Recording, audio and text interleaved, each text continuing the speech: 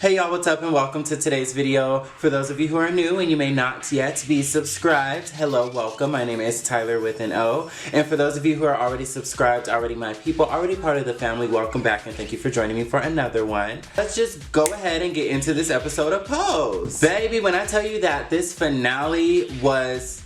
it's the finale, but literally it was like the best episode that we've seen. Like, they gave it all. Like, I don't even know really where to start or like what, okay, like there's just so much. Obviously, I had to go all out because that's just what Pose gave me. This episode was so good and I'm so happy to hear that Pose is renewed for a second season. Okay, so let's start with Pray Tell. I just would like to say that I am so happy that he is dating, you know, he's putting himself out there, this, that, and the fourth. Can I just tell you how happy of an ending it was as far as like his storyline goes with this season, for him to meet that guy and, well, Blanca to introduce him to that guy, set him up with that guy, whatever. And then, you know, he was afraid and he was just like, you know, I'm HIV positive. I know you probably want to leave. It's okay. Just go. I'll pay the bill, whatever. And his response is what gags me because he was just like, you know, I'm sorry that you're going with that. How can I help?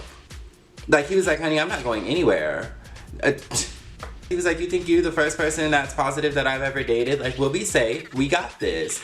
And I just like, now that was an important scene and an important message to put out there.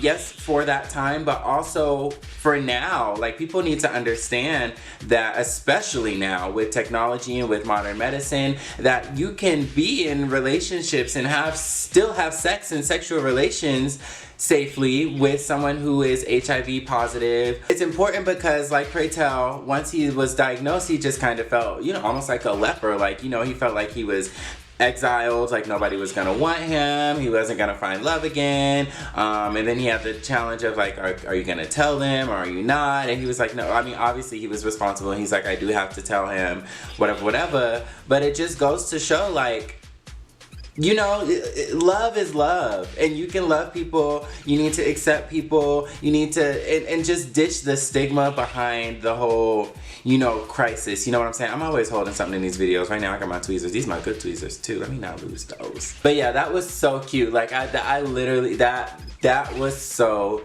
cute. Damon and Ricky, they went ahead and auditioned for, oh, you know what? Before we get into that, because this is gonna leave me, this is part of it that I'm gonna touch on. So let's just go ahead and talk about Miss Electra Abundance. So homegirl was, you know, working her little odd jobs at the show world or whatever, and she was homeless and she got knocked right back down to the bottom. And it's just crazy because you would think, like, although she's bitchy and mean to people, she would still have some people to fall on just because of her legendary reputation and things like that. Like, you would think that she's so legendary that she can go knocking on any of the house girls' door and they'd be like, oh my god, like, Electra, like, you want to stay with me? Of course I'll help you out, like, you know. But that just goes to show, like, you know, be nice to people. You never know who you're going to need to lean on. You never know who is going to have to change your tire, bitch. You never know who you may be working for someday.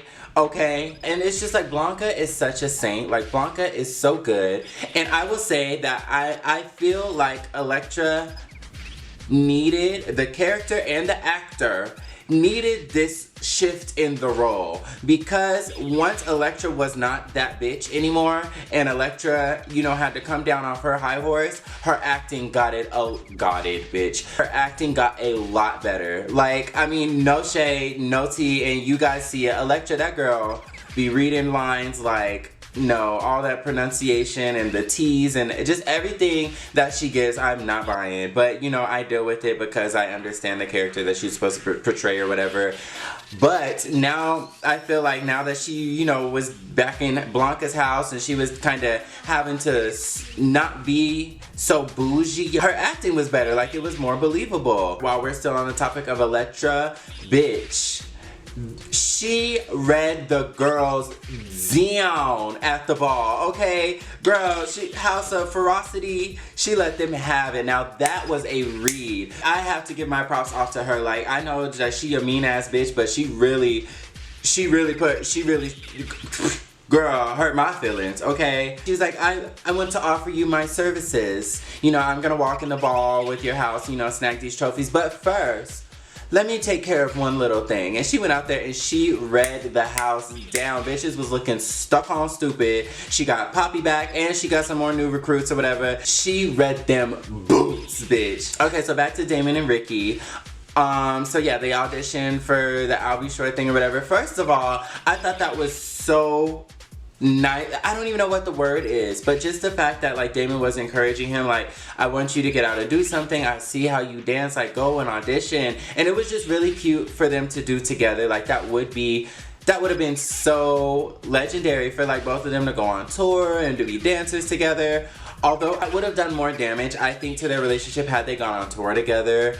I don't know why, I just feel like, you know, going on tour and seeing the world and meeting new people and other dancers and letting it get to your head, like I just feel like they might have been under like, I don't know. I'm glad that at the end Damon decided like, you know what, I'm just gonna stay here and, you know, go through with my second year of school, which that's another thing. He got his scholarship renewed to go to school, which was just, oh, I was so happy. I was so happy. I love this new relationship that Blanca has with Mother Dancing director. I don't know her name. We just gonna call her Sheila. I love the relationship that she's developed with Sheila. Like, you know, they're both mothers in their own right and they help each other. And I love that. I absolutely love it. And I love how here she is for Damon. I'm talking about Sheila. I love how she's so here for Damon, but she's still like, you know, that tough love. She just genuinely wants to see him do well. And I just, oh, it just touches my heart. Like, oh, so let's talk about Angel and Stan. Okay, so yeah, you know, Angel was having the blues. You know, she was staying at the Heartbreak Hotel, girl. Like, she was just going through it. And honestly, I didn't, like, from my last review, if you watched it, if you didn't, click up here. It's gonna be up here somewhere. I didn't think that Stan was gonna reappear. I thought like that was the end of Stan. I thought that was the last we were gonna see of him. So honestly, I was shooketh when she walked out of the ball and he was standing out there and he was just like, it was real, like, let's do this, like Brutus. He was like, I'm leaving my wife for good. She's like, what about the kids? He's like, you like kids, right?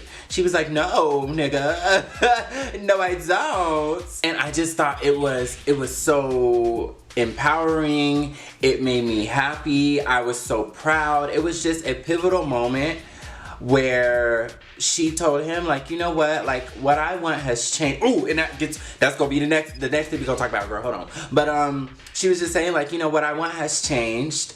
I want, like, this, we were good for the time being. You know, we were fun. It was interesting. It was cute, quite frankly. But I've moved on, honey, and so should you. And it was just like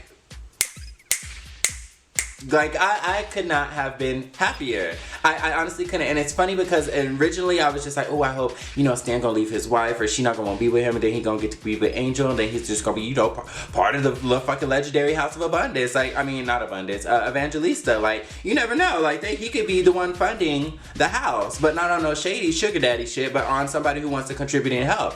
That would have been sickening as well. But anyways, so yes, let's talk about the ball, girl. Oh, everything in there was just so, like, when they did house versus house with the challenge, they all did so well. Oh, I just got goosebumps. They all did so well. Blanca looked amazing. The flowy, like, she, oh my god, she just served. And then House of Ferocity got 10, 10, 10, 10, 9, bitch. House of Evangelista got 10, 10, 10, 10, 10, 10s across the board. It was just, this episode was just so happy. Like, it was just such a happy vibe. Like, I loved it. I lived. Like, it was just, I was rooting for everyone.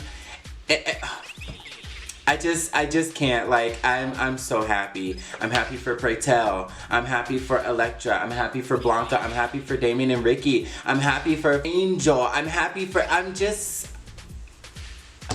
so happy. Like, it was really great. It was honestly, truly a great finale. Like, that's the way to go out.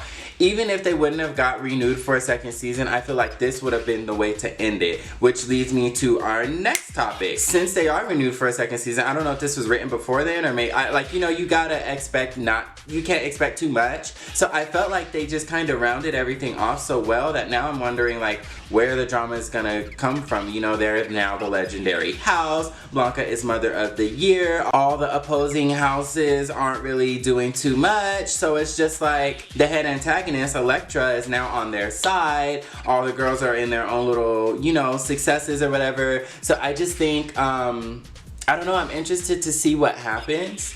Sadly to say, I feel like the only thing that's really gonna like shift it, and I don't even necessarily feel like this has to happen in season 2, but maybe season 3 or 4, Blanca's gonna have to get sick, you know? It's gonna have to start eating at her, and Angel's really gonna have to step up. That's gonna create like a power shift. That's gonna make like a shift in the way that things are ran, the conflict between Angel wanting to be original, but also wanting to uphold the rules and everything that Blanca set for them, new recruits, you know? Like, I just wonder what's gonna happen. What I would like to see next season, I would say, is maybe making it practical. So now we've shown the world what the ballroom scene is about. We showed them the trials and tribulations, the happy moments, the bad moments, and we know like what it gives. So maybe it's time that they show the world how this plays out in real life. And what I mean by that is like, you know, send a damn you know, a dance recruiter, or, you know, like Beyonce. I mean, obviously she wasn't around in this era, but I'm just saying Beyonce's choreographer is looking for new talent, so they stumble into a ball, and then they see the girls and hire the girls to, like, you know, teach them. And so now we're like seeing the gays and the ballroom scene and all of that culture. We need to start seeing how that has influenced the modern day. You know what I'm saying? Because it has, very much so. And so that's what I would like to see. I want, you know, Blanca, before she passes, and not to say that she's gonna pass because we don't know that, but, you know, before HIV starts to take a toll on her, I would like for her to see herself leave a mark that's beyond her house.